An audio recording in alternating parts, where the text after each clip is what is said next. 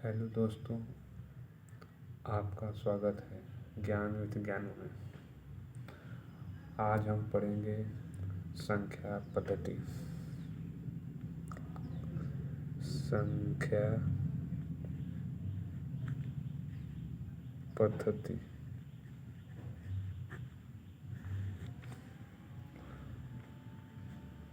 ये इसका पार्ट 1 है।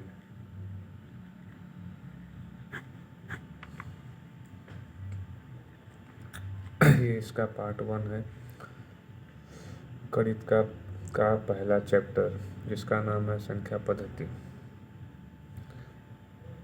इसमें हम शुरू करेंगे। जो पहला टॉपिक है उसका नाम है प्राकृतिक संख्याएं। प्राकृतिक संख्याएं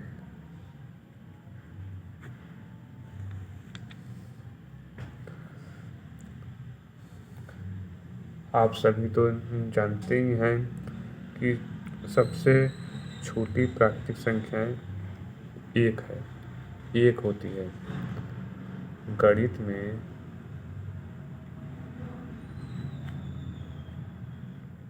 गणित में सबसे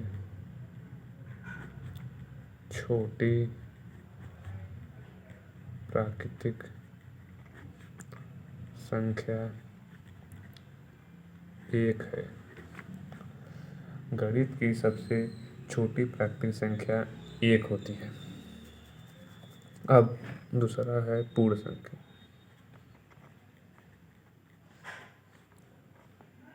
पूर्ण संख्या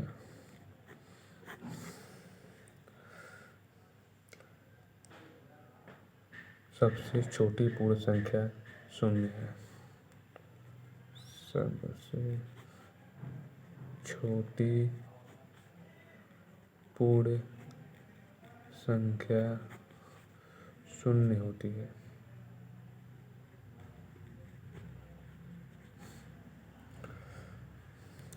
जिसको हम इस तरीके से लिख सकते हैं 0, 1, 2, 3।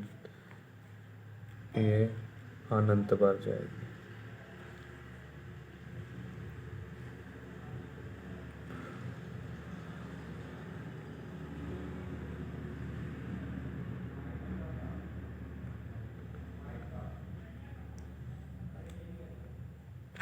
इसमें हम जो प्राकृतिक संख्या होती है, इसमें एक नोट लिख दीजिए कि सबसे बड़ी प्राकृतिक संख्या और सबसे छोटी प्राकृतिक, सबसे मतलब नोट दोनों का, सबसे बड़ी प्राकृतिक संख्या तथा सबसे बड़ी पूर्ण संख्या दोनों ही अनिश्चित होती है।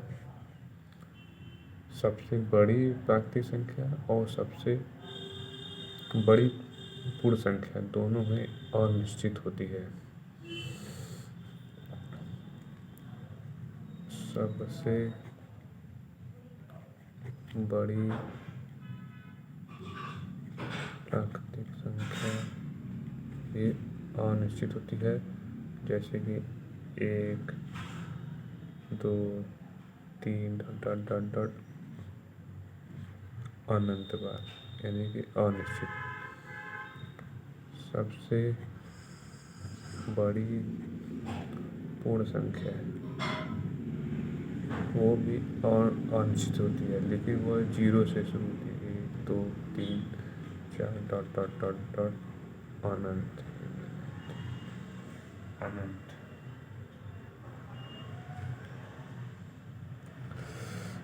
ये पहला टॉपिक हो गया, ये दूसरा टॉपिक हो गया। अब ये तीसरा टॉपिक जिसका नाम है पूर्णांक।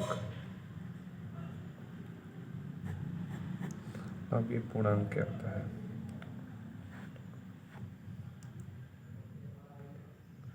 पूर्णांक संख्या को हम इस तरीके से हम लिख सकते हैं, जैसे कि 0 से शुरू करेंगे। 1, 2, 3, 4, 5 डॉट डॉट डॉट डॉट अनंत बार।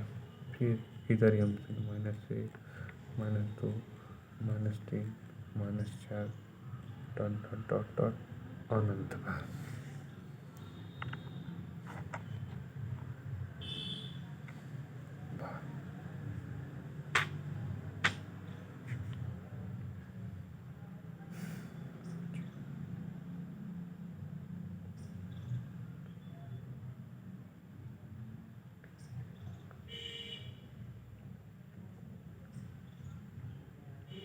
अपना पूर्णांक संख्याएं वे संख्याएं हैं जो माइनस में भी होती है और जो प्लस में भी होती है।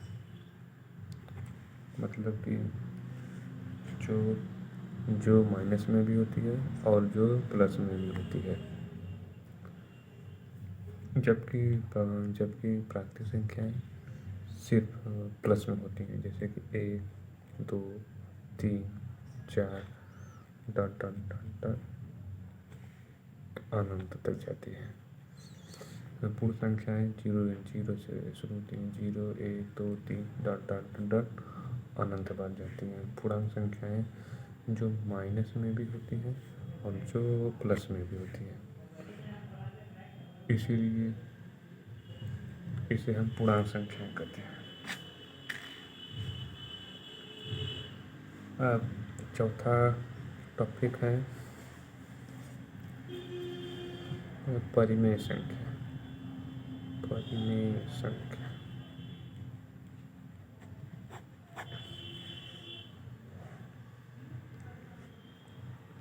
परिमेय संख्या की एक पहचान है कि जिसे हम p/q के रूप में व्यक्त कर सकते हैं, वे परिमेय संख्या होती हैं।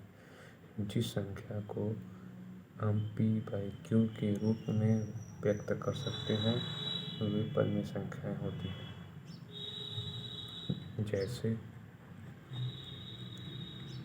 जिसे हम p/q के रूप में व्यक्त कर सकते हैं, जैसे कि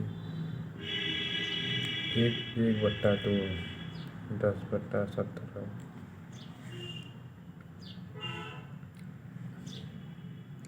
5/3,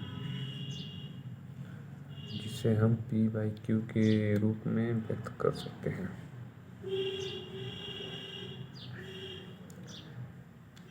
नोट: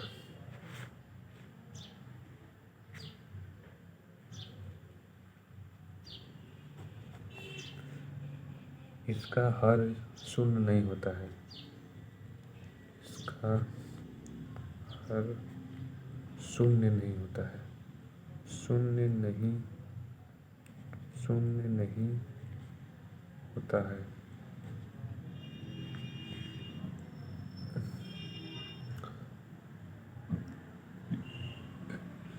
इसका हर शून्य नहीं होता है।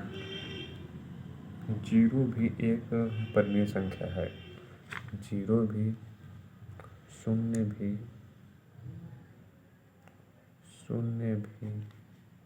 एक परिमेय संख्या होती है।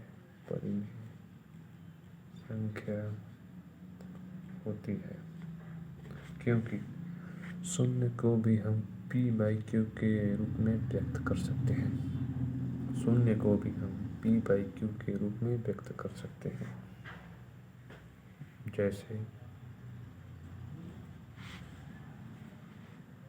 जैसे इसको हम लिख सकते हैं 0/1।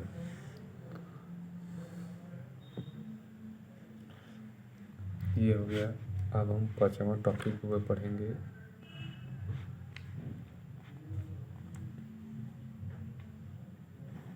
अपरिमेय संख्या।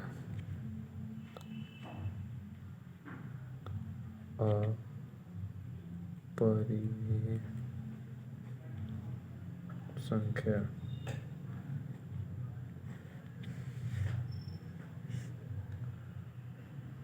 अपरिमेय संख्याएं वे संख्याएं होती हैं जिसे हम p/q के रूप में व्यक्त नहीं कर सकते हैं। जिसे हम p/q के रूप में व्यक्त नहीं कर सकते हैं।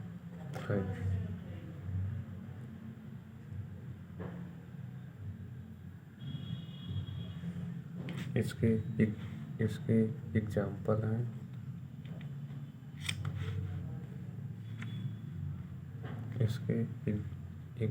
हैं √2, √3, √5। इसे हम p/q के रूप में व्यक्त नहीं कर सकते हैं।